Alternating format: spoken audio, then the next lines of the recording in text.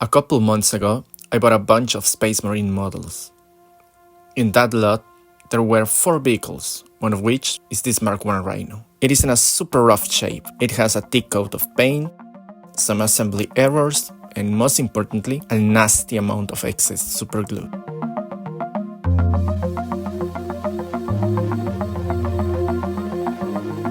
After stripping the paint, you can see more clearly all these accumulations. I wonder what happened to this little guy to end like this. The worst part is located on the sides above the tracks. I'm going to need to remove all these imperfections, and if I'm being honest, I'm not sure if I will be able to do it.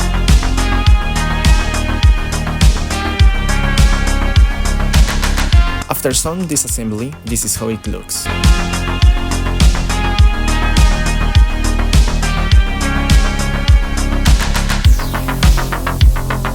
After that, the slow and painful process of cleaning and prepping the surface begins. I use my hobby blade to scrape some of the biggest accumulations and to get rid of any mold lines or flash on the plastic parts.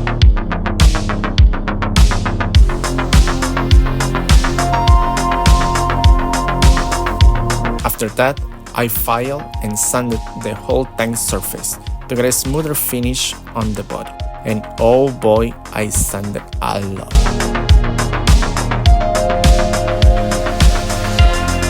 With 2 parts epoxy putty, I filled some holes and then sanded it smooth again.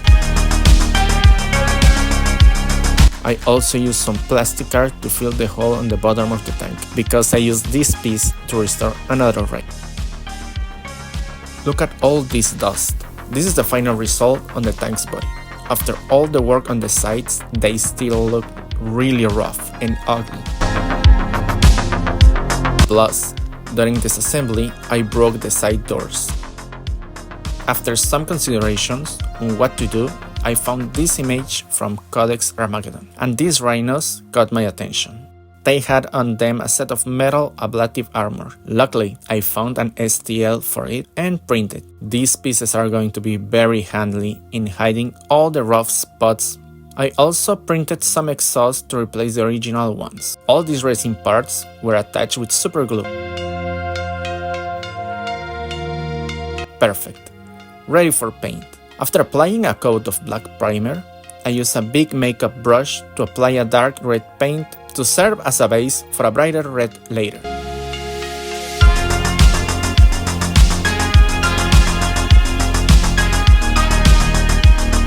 After 2 coats, I applied my main color in a similar way using the makeup brush. In this case, I use Vallejo Game Color Bloody Red.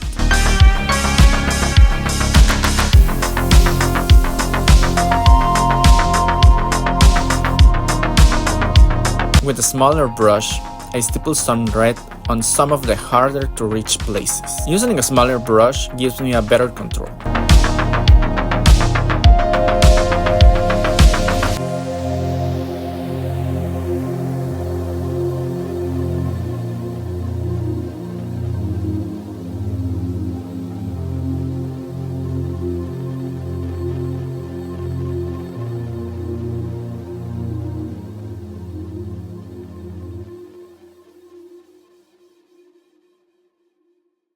With a 50-50 mix of bloody red and sunny skin tone from Vallejo, I dry brushed my first highlights on all the edges.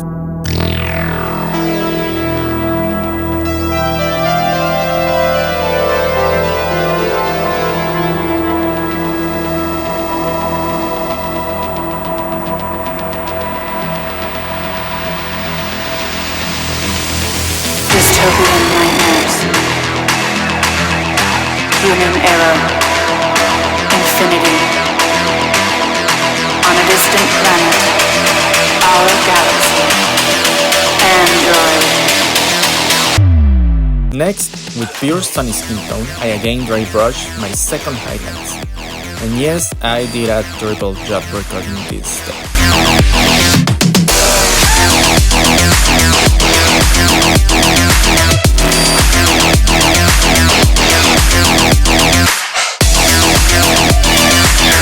Now it's time to paint some black details, as the hatches, the tracks,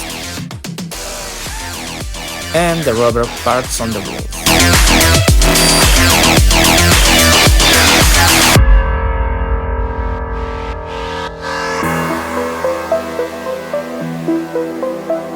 Some basic highlights were applied with a couple of different grays. For some reason I hate painting black, so I keep it simple. For the sensors on the hatches, I did a basic transition using progressively lighter shades of gray. Human era, infinity, on a distant planet, our galaxy, android, evolution. Ending it with a dot of white to achieve a sort of glass effect. Then I apply a quick coat of silver paint on the metallic parts using lead beverage.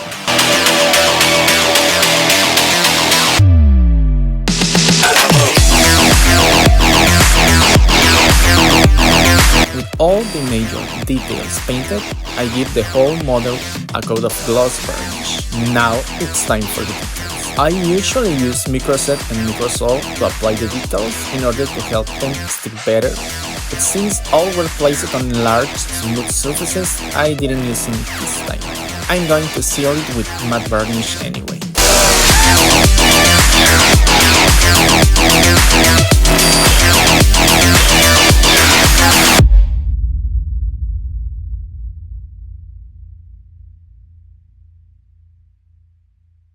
Next, I applied an acrylic black wash around the rivets, on the panel lines, and other details. The gloss varnish helps the wash to run better on the model and prevents some undesirable staining.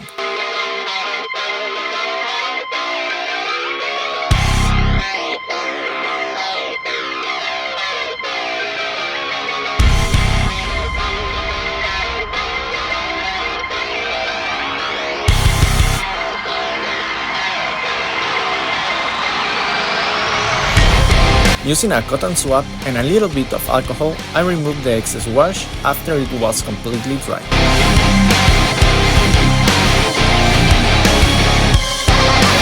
For the weathering, I first hit the surface with matte varnish, then apply diluted sepia ink over the decals to make them look gritty. In my opinion, a perfectly white decal looks too unnatural. After the ink dried, I started the chipping process by applying some of the red base color onto the decals with a sponge to further blend them with the surface.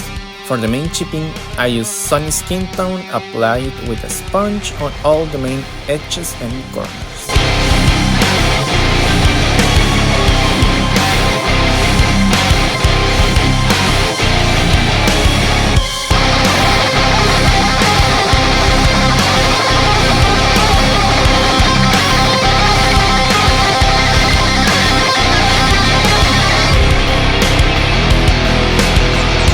With the same color, using a small brush, I painted some of the delicate chipping where it was needed.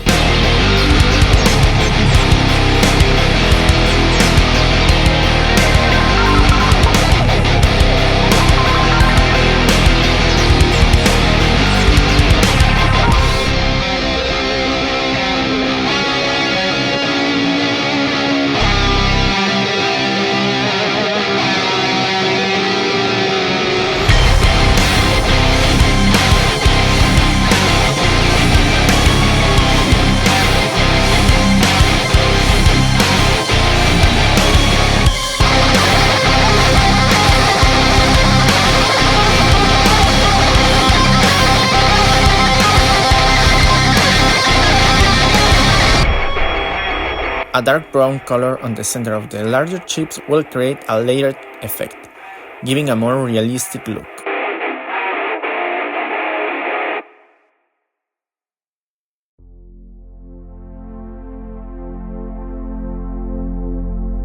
Then, with sepia ink, I simulate some rain stainings and streaks. This effect is better achieved with oils, but I didn't want to use oils on this model.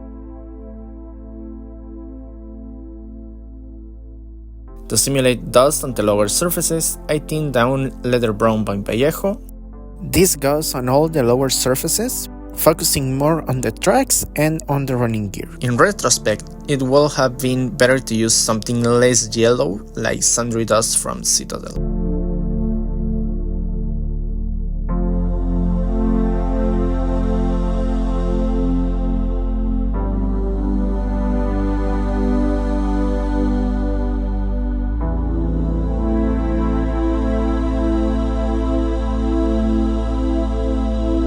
After some final assembly, this is how it looks finished. I have to say, I'm really pleased with the final result, especially if I consider the condition this little Rhino was. I really like the weathering on this tank.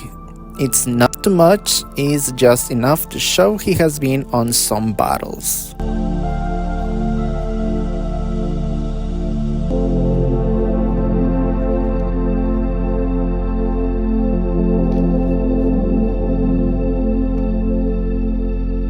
And now can be proudly displayed between my blood angels.